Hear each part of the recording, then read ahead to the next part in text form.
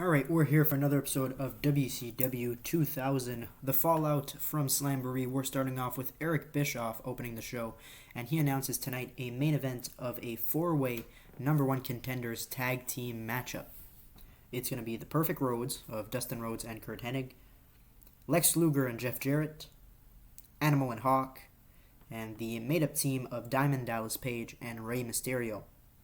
That takes place in tonight's main event. The winners get a shot at Scott Steiner and Rick Steiner, the tag team champions, at a later date. After that, Kevin Nash gets a win over Lex Luger, who will also be competing in the main event. I just realized I guess I double bucked Lex Luger. Well, that's my bad, but I guess Luger's working double duty, so good for him. Nash gets a win over Luger, hits him with the jackknife, and it gets a 64. Afterwards, Kevin Nash cuts a promo. This is his official face turn. Cuts a promo on Scott Hall. Says, Hall he might have outsmarted me on pay-per-view, but I'm not done with him. I will get my hands on you, Scott. 82. Rick and Scott got a backstage promo on the number one contenders match in tonight's main event. Gets a 59. Alex Wright cuts a pre-match promo, talks about being the cure for the Cruiserweight division, and then, he loses the match to Lash LaRue, who rolls him up 1, 2, 3, a quick count. Not a cheating count, but, just 1, 2, 3. LaRue gets the win. And Wright, obviously pissed after the match, and is kicking the ropes Tito style, and is not happy. 58. Jeff Jarrett cuts a promo on Hulk Hogan, and tonight's main event, of course. Hogan, if he didn't meddle in Jeff Jarrett's business, Jarrett would be the current world champion, but since Hogan has to get his big nose and everything, Jarrett is the one that got screwed at Slamboree. Sting cuts a promo and out comes Vampiro. Sting is, annoyed that Vampiro cheated to win their pay-per-view match last night. Sting wants a rematch against Vampiro, and that will happen next week on Nitro. 71. Sabu gets a win over Shane Douglas in 14-13. These two were supposed to have a match at Slamboree that I forgot to book again. I keep forgetting to book stuff. But that's fine. It didn't have a lot of build for a pay-per-view match, so it's fine to happen on Nitro. Sabu gets a win, and we get a 63. We got Ric Flair cutting a promo off his return last night. Talks about Mike Awesome only being in WCW for like 2 months, and already he thinks he's a big deal. He's the big shot. Well, guess what, Awesome? You're no Arn Anderson, pal. You're no Barry Windham. You're no Kurt Hennig. You're no... He names a bunch of people. You're no Sting. I don't know. It's Flair. He does stuff. 84. And Flair acknowledges Mike Awesome and the career killer gimmick. Booker T cuts a promo wondering who is next to challenge him. And then Team Canada's music, and out comes the Triple Crown champion, the Maritimes 100 kilogram and under champion, the Calgary's Top Rise champion, and the Canadian heavyweight champion. It's Lance Storm, and he is accompanied by his mouthpiece, Rowdy Roddy Piper.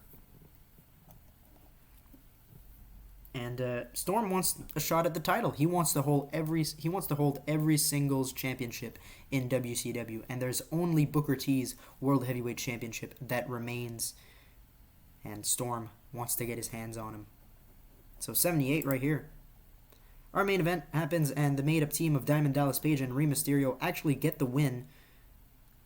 And Jarrett and Luger were the final participants, and they got the win when Hulk Hogan ran in and attacked Double J. So we get a 75, not too bad. Pretty good Nitro after Slamboree. We're happy with that one. I'm a little annoyed that I forgot that I booked Luger twice. If I'd known that, I wouldn't have put him against Kevin Nash. I would have put somebody else against Kevin Nash, and I would have kept him in the main event. But whatever. It's not the end of the world. Poor Luger.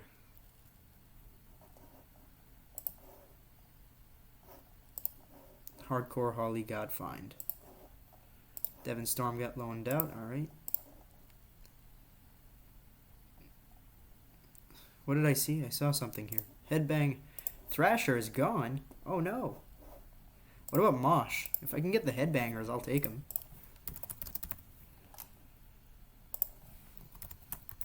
Alright, is he under Glenn Ruth? Is that his name? Yeah, okay. And he's teaming with... God, what is Mosh's real name? Chaz Warrington. Yeah. Is his contract coming up? We'll go check. Because if I can get the headbangers, I'll use them. They won't be champions, but I'll use them.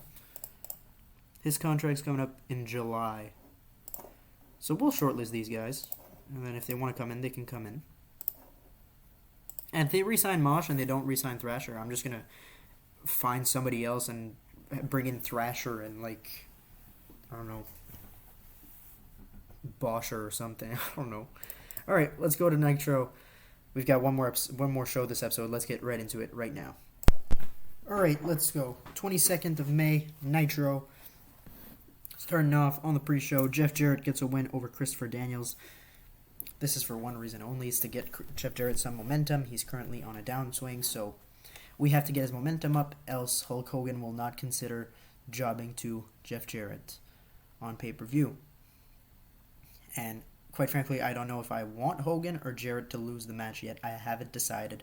I'm leaning towards Hogan losing, because Hogan, I plan to have him leave by Bash at the Beach, just like he did in real life, and to have Jeff Jarrett stay in the company. So I'll probably have Hogan job, even though that makes Hogan look a little bit weaker heading into his next feud, which is a big one. That's fine.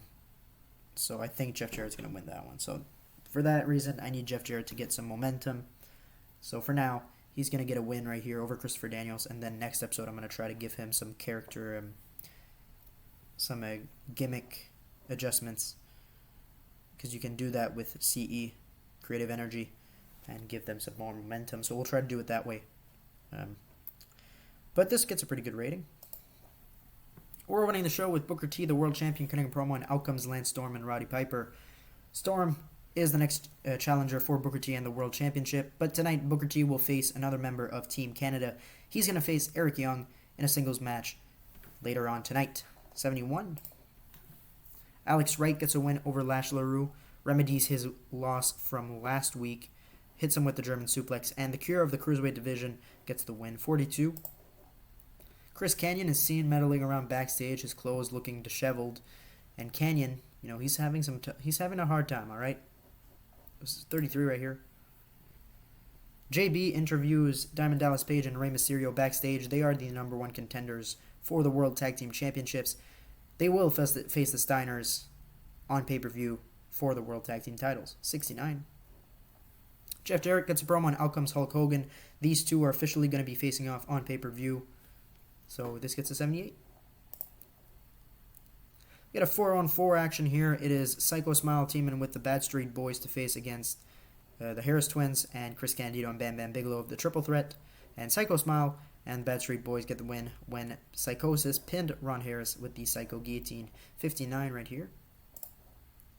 Scott Hall cuts a promo. Kevin Nash wants a rematch. Well, Hall agrees they will have a rematch at the Great American Bash, and this gets a 68. Booker T gets a win over Eric Young, hits him with the bookend, and this gets a 67. Afterwards, Lance Storm beats down Booker T, 62. Ric Flair cuts a promo, and out comes the career killer Mike Awesome. They agree to have a match on pay-per-view. It will happen at the Great American Bash. Awesome versus Flair, a 76. Our main event, Sting gets a rematch with Vampiro, and Sting gets the win with the Scorpion Deathlock to get the win. So now they're 1-1, 72 right here. And then Vampiro beats down Sting and pours some lighter fluid on him, goes to set him on fire, but Sting manages to escape. 48. And we end the show with a 73. And that's how we end today's episode, with Vampiro trying to set Sting on fire. It'll lead to something on pay-per-view, I guarantee it. Oh, don't worry. In real life, by this point, David Arquette would have been world champion. We're past that date. He would have lost it, actually. He would have won it and then lost it not too long ago, because he lost it at Slamboree to Jeff Jarrett. But in our world, or in my world, you get it? Get that reference? Jeff Jarrett hasn't won the world title yet. He might one day, but not right now. Alright, we'll see you guys in the next episode, where we will be running 2 episodes of Nitro, the Great American Bash. And we continue with Lance Storm being the best thing in WCW, I guess. Alright, see you guys in the next one. Goodbye.